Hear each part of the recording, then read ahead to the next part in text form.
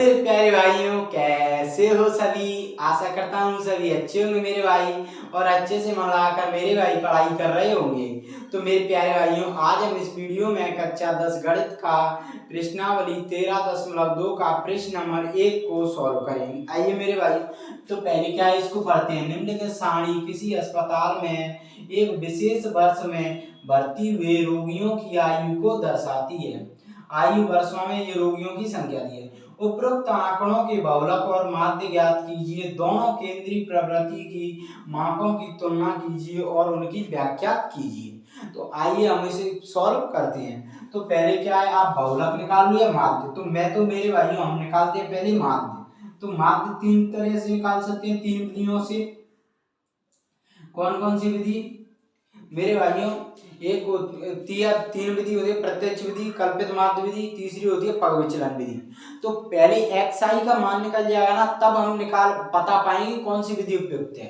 ठीक है, तो क्या करोगे, 5 से 15, ये इसका मान है। रोगियों की संख्या एफ आई है 6, 15 से 25 या 11, 25 से 35, 21, 35 से 45, 23, 43 से 55, 14, 55 से 65, 5।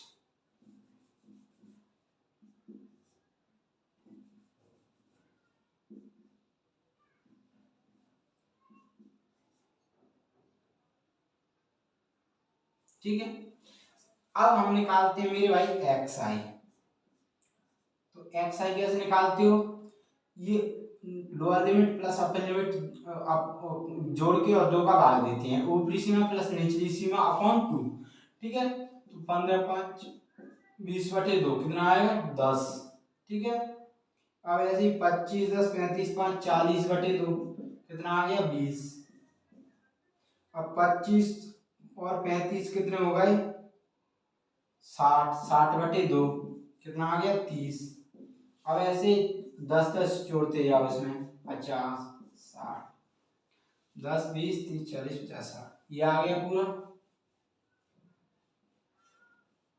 ठीक है, अब हम देखते हैं कौन सी विधि लगाएं। देखो, ज्यादा बड़े मान ली एक्स आई के, ना तो इसके बड़े हैं क्योंकि 0 0 है इसलिए, तो हम इसमें प्रत्यक्ष विधि का प्रयोग करेंगे।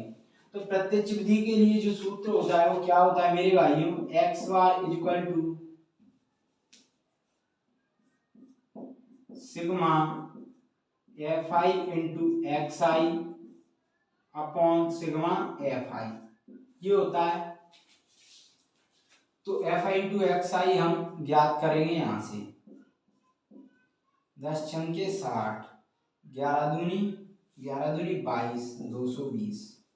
ठीक है, 21 3 63 630, 23 चौक 92 920, 14 पंजे 14 चौक 14 14 चौक 14 5 70,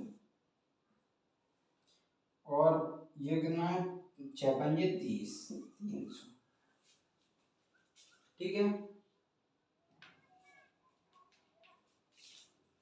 अब इनको क्या है हम जोड़ देंगे, एफ आई इंटू एक्स आई के मान जोड़ेंगे। तो जोड़िए, देखो ये आया कितना 0। ठीक है, अब ये आ गया हमारा कितना 6 और 2 8, 8 और 3 11, 11 2 13, 13 13 की कितनी आ गई 3, 5 की आ गई 1। तो अब ये बचा इतना, तो अब बचा इतना, तो 6 और 2 8, 8 और 9 कितने हो गए 17, 17 6 23 1 24 3 27, 27। ठीक है, 27 ऐसे जोड़ लेते हैं, 220 630 920,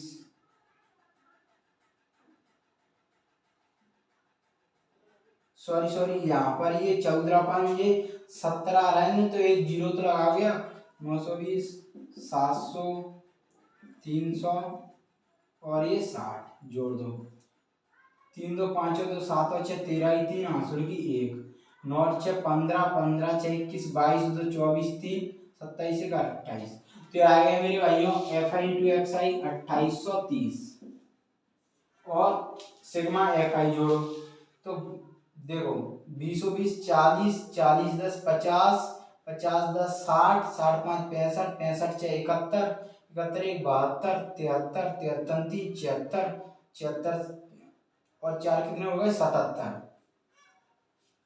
11 6 17, 17 10 27 10 37 1 38, 38 48 10 58 3 61, 61 10 71 4 75, 75 5 80, 80 आ जाएगा सॉरी। अब इसका भाग दे लो 8 से 0 से 0, 8 से इसका भाग दोगे तो कितना है 8 चौक 8 3 24, 4 बचा, अब 8 5 40, 3 बचा, अब 3 बचा तो कुछ नहीं तो 0 मान लो तो 8 3 24, 8 चौक 8 3 24 तो कितना बचा 6 बचा, अब 0 लगा दो तो 8 2 7 56, कितना बचा 4 बचा, 8 5 40, 4 बचा 0 लगा 8 5 40, ये आ गया कितना आ गया 35.375। या इसको ऐसे भी लिख सकते हो, देखो सन्निकट हम सन्निकट मान निकालते हैं तो 5 है 5 होता है या 5 से ज्यादा होता है तो एक जोड़ देते हैं इसमें, तो इसको 35.38 भी लिख सकते हो अगर लिखना चाहो तो 35.38। अब ये तो निकल गया क्या हमारा माध्य। अब हमें निकालना है बहुलक। तो बहुलक कैसे निकालें मेरे भाई, तो बहुलक के लिए आपको देखना है मेरे भाइयों, क्या देखना है सबसे अधिक बार इसमें रोगियों की संख्या कितनी है, सबसे अधिक बार में है 23, तो आ जाएगा हमारा बहुलक 23, 35 से 45 वर्गमाप में। तो यहाँ से सूत्र क्या होता है बहुलक के लिए L इक्वल टू सॉरी बहुलक के लिए सूत्र होता है equal to L plus L क्या होता है, L होता है बहुलक वर्ग की निम्न सीमा निचली सीमा, ठीक है, plus F1 minus F0 upon 2F1 minus F0 minus F2 into H, ये होता है, ठीक है, समझ में आया। अब ये होता है, अब क्या करोगे L होता है बहुलक वर्ग की निचली सीमा, तो कितनी है 35, F1 क्या होता है बहुलक वर्ग की बारंबारता 23 माइनस F0 बहुलक वर्ग के ठीक पहले वर्ग की बारंबारता 21 अपॉन 2 बहुलक वर्ग की बारंबारता माइनस बहुलक वर्ग के ठीक पहले की बारंबारता 21 माइनस बहुलक वर्ग के ठीक बाद की बारंबारता इनटू H। कैसे निकालते हैं मेरे भाइयों,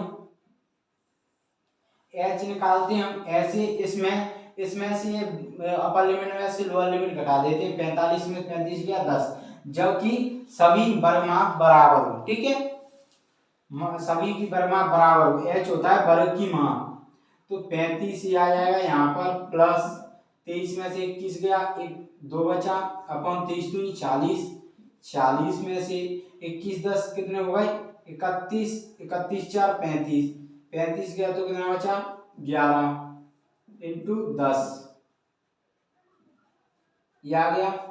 अब यहाँ से सॉल्व करोगे तो 35 प्लस 10 दूनी 20 बटे 11, अब इसका भाग दे दो 11 से, तो 11 एकम 11, अब कितना बचा 9, तो पॉइंट लगाया तो 0 बढ़ गया, तो 11 8 88, कितना बचा 2 बचा, अब 0 लगा दो कितने, तो 11 एकम 11, कितना बचा 9 बचा, ठीक है 9 बचा, 1 0 लगा दो 11 8 88, फिर कितना बचा, अब वही सेम आ गया तो इतना ही छोड़ दो, ठीक है इतना छोड़ दो।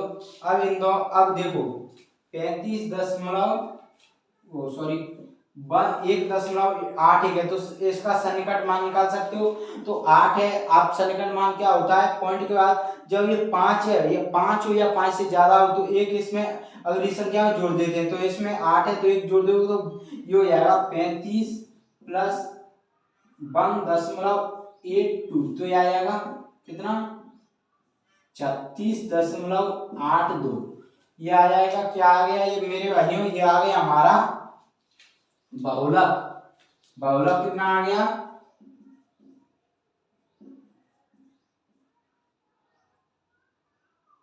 36.82। ठीक है, तो यही हमें निकालना था मेरे भाई। तो आशा करता हूँ ये आपको समझ में आया होगा।